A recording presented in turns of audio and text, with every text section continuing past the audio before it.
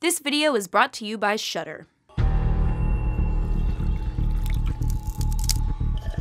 What's up guys, Helen here. Horror films right now are very, very good. A genre that has long been disparaged by big cinema is now getting a whole lot of critical and academic love.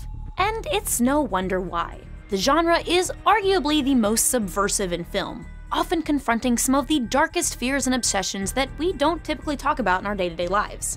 As we reflected on some of horror's greatest films, we noticed something.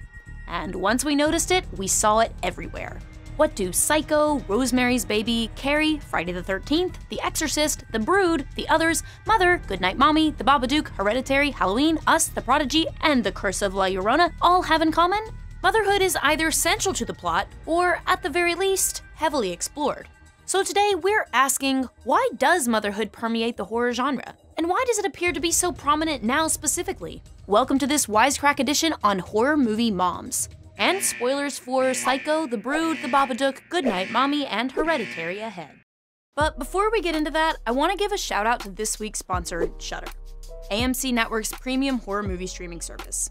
Grab a friend and binge the best selection of horrors and thrillers. Shudder has everything you want to see, from blockbuster hits and horror classics to exclusive original films and series.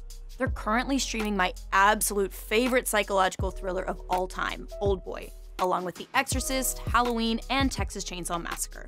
Or if you're already a horror buff, try out their exclusive original series, George Scott, about a young girl's disappearance and her mother's investigation to find her. With a membership, you'll have unlimited access to stream ad-free on all your favorite devices, including iPhone, Android, Xbox One, Roku, Apple TV, and more.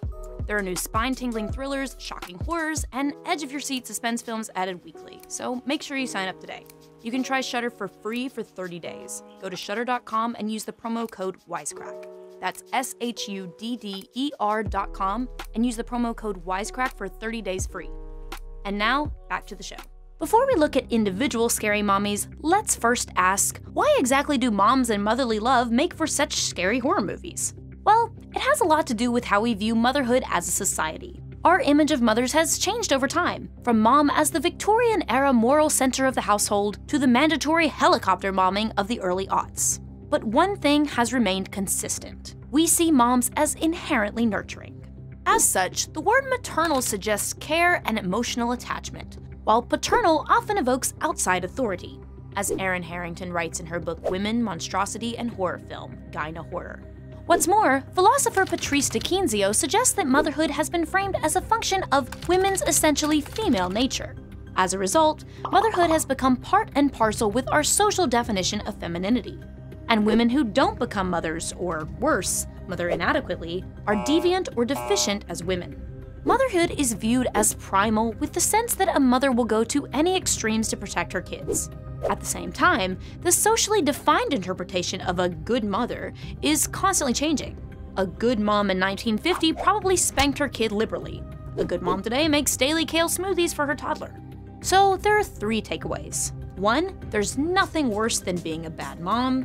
2, there's no clear, stable definition of what makes a good mom. And 3, moms are animalistic and scary. If you're not thinking this equals major social anxiety, then you've never laid eyes on a mommy blog. Horror is, perhaps more so than any other genre of cinema, a playground for social anxiety. As a result, it's not surprising that, as scholar Sarah Arnold claims, the horror film represents the mother as a site of both fascination and repulsion. While moms have been sprinkled through horror since the genre began, they experienced something of a breakthrough moment with the classic film Psycho. In Psycho, Norman Bates' murderous mother looms large over the Bates Motel, a threat to any woman her baby Norm thinks is hot. Now, in the end, we find out that Norman's mom is dead, and he's been dressing up as her while he goes on murdery rampages and tries to preserve her body like one of his taxidermied birds. Even though Mrs. Bates is never seen living and breathing, the effects of her inadequate and perverse mothering are clear. Norman's homicidal impulses are presented as the direct results of a lifetime of mommy issues. The message here is simple. The stakes of bad mothering are so high that loads of people will literally die if you mess it up. Hitchcock clearly touched a national nerve.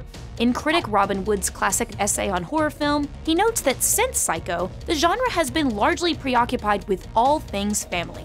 To a large extent, this means all things mom, and all the ways that mom messed up everything for her killer son and/or possessed daughter. As Harrington also explains, the influence of Psycho can most readily be seen in a series of films released from the mid-1970s to the early 1980s, all of which are incredibly similar in their portrayal of overbearing, infantilizing, bossy mothers. These include The Killing Kind, The Brood, Carrie, Burnt Offerings, and Maniac. In each, poor mothering catalyzes bloodshed, lots of it. While all these movies owe Psycho a debt when it comes to their template, we suspect there's probably more to the surge of evil moms at this specific moment in time. Specifically, second-wave feminism, which was at its zenith in the early to mid-70s. During this era, women banded together in demand of equal rights. They protested the way women had been systematically excluded from public life, and had been relegated to domestic work and child-rearing. Increasingly, more women left their domestic lives and entered the workforce. Importantly, they were often painted as the enemy of the nuclear family. Through this lens, a film like Carrie becomes about way more than a religious nutcase locking her daughter in a little Jesus altar room. Carrie's mom is single, hectoring, pushy, and fiercely ideological. Also, she hates men, and thinks they plus sex are the source of all evil. Now, she's no feminist. Her craziness is fueled by religious fervor. But practically speaking, she's a 1970s hyperbolized fever dream version of what a feminist is, and what a single mother's household might look like without the presence of a paternal figure.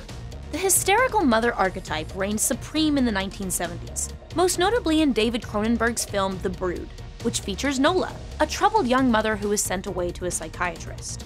The word hysteria actually comes from a Greek term that basically meant womb trouble. And throughout civilization, there's been a persistent idea that a woman's womb wanders throughout her body and leads to all kinds of maladies, including hysteria. Now, this wasn't some fringe idea, but advocated by figures like Plato and Hippocrates and subsequent thinkers until at least the 1700s. In The Brood, hysteria is literalized when Nola's womb manifests outside of her body, resulting in a primitive, animalistic birth ritual that would frighten even the world's least squeamish gynecologist. The film makes it clear that Nola's hysteria is not only the reason for the dissolution of their marriage, but also of their daughter's troubles. Perhaps mirroring anxieties about the breakdown of the family at the time, the movie suggests that a mother's rage could lead to major destruction, as she gives birth to a brood of demon kids inexplicably dressed like snowboarding Power Rangers that murder anyone she expresses anger at. Meanwhile, The Exorcist pretty heavily hints that single mom Chris was too busy trying to be an actress, live her life, and complete her divorce to protect young Regan from getting possessed by the devil. In the book version, the demon literally says, "It is you who have done it. Yes, you with your career before anything, your career before your husband, before her." In a broader sense, the film is about religion's relevance in an increasingly secular world, with Chris's single motherhood representing the breakdown of the nuclear family order. Chris curses, uses a Ouija board, and most importantly, denies Regan a two-parent home. The Exorcist was the first of many films to deal with anxiety surrounding one-parent households, which would increase in prevalence on screen in horror films as they increasingly became more common in real life. Now, that's not to say all horror films wanted to put women back in the kitchen. The classic Rosemary's Baby, in its depiction of a housewife who becomes pregnant with the spawn of Satan, manages to avoid that by making Rosemary the protagonist. Though her pregnant body is the source of much of the film's horror and grossness, we empathize with her. As a result, the film effectively functions as both a commentary on sexual abuse and abortion, in depicting the horrors of what is essentially an unwanted pregnancy. At the same time, it shows Rosemary grappling with questions about how to be a good mom when Satan is literally your baby daddy. Ultimately, what the 1970s show us is that when people are debating a woman's place in society, motherhood becomes a right place for exploring and, typically, hyperbolizing the very real issues of the day. So, it's fitting that, over the past decade, we've seen echoes of motherhood in our horror films. We're once again at a time in which gender is majorly destabilized, as the internet has served as a rallying place for women to talk about their experiences.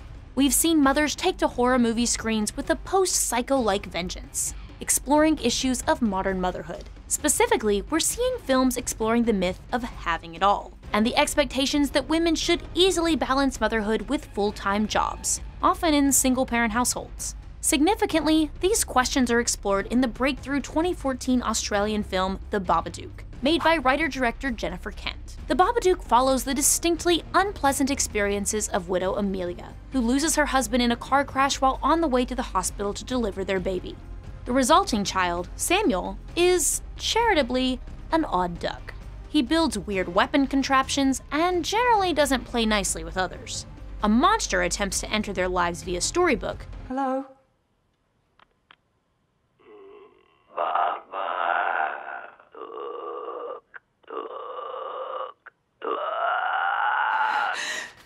But over the course of the film, it becomes pretty clear that the monster is Amelia. She is eventually possessed by the Babadook and tries to kill her son. As we watch Amelia unravel, her hatred of and resentment towards her son become the scariest force in the film. Kent was explicit about what she was trying to convey with the film, telling Vice that motherhood is very hard, and I do see women lose themselves. It's the big lie that we're told, that motherhood is just great and fulfilling and rewarding. Of course, it is all those things for people, but it's also a great difficulty for a lot of women, and it's not spoken about. Here, the traditionally terrifying mother is given a more nuanced and sympathetic view. Just as Amelia is terrifying, so too is the sacrifice she's supposed to be making for her son. Whereas moms themselves used to be scary, motherhood is now posited as scary too. Similar themes appeared in the 2015 Austrian film Good Night Mommy, which depicts the terror two sons feel when their mother returns from extensive plastic surgery covered in bandages. Here, plastic surgery is representative of the unnamed woman's apparent vanity. Vanity is construed as antithetical to motherhood, which is all about endless self-sacrifice and subordination of one's own desires for those of your child. Were she merely the villain the entire film, it could be seen as some traditional maternal horror. However, as the film transpires, the monstrous behavior comes not from this mommy-like boogeyman, but from the children, as they imprison her, demanding that she tell them where their real mother is. In this way, the mother's refusal to subordinate every part of herself to have a life and existence outside of the small world of her children is punished.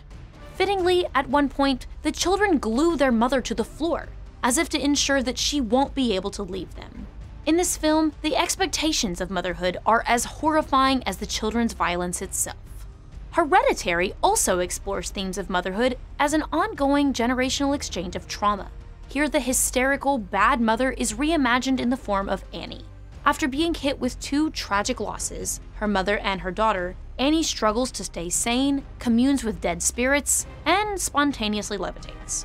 The metaphor of Annie's art, she makes miniature house scenes based on her own life, has been interpreted in a number of ways. One reading is that it reflects how she is a puppet in the grander scheme of the Paimon-worshipping cultists. Another reading proposes that instead of nurturing her own home, Annie is nurturing and mothering her own art. This may comment on the way women are often expected to choose between their art or passion and their family life, and judged harshly if they make the less socially acceptable choice.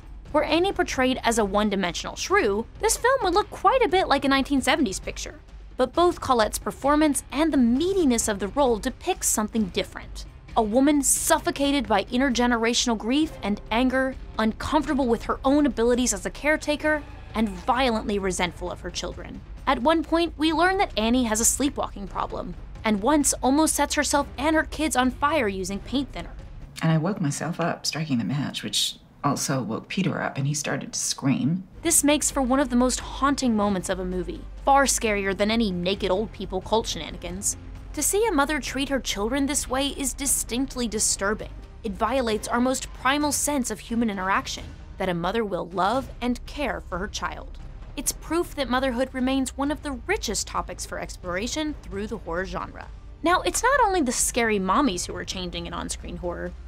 Increasingly, the genre is portraying motherhood as something that is powerful. Take the new Halloween, which reinterprets a classic of the slasher genre through the lens of intergenerational female trauma.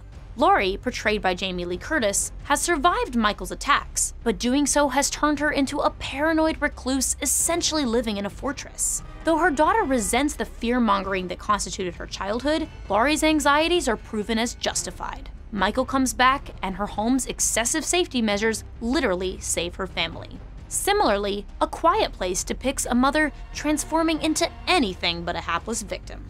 Meanwhile, Us centers around two mother figures who each behave with super scary moral complexity in attempts to protect their families. All of this is to say that the future of moms in horror is complicated, gnarly, and pretty exciting.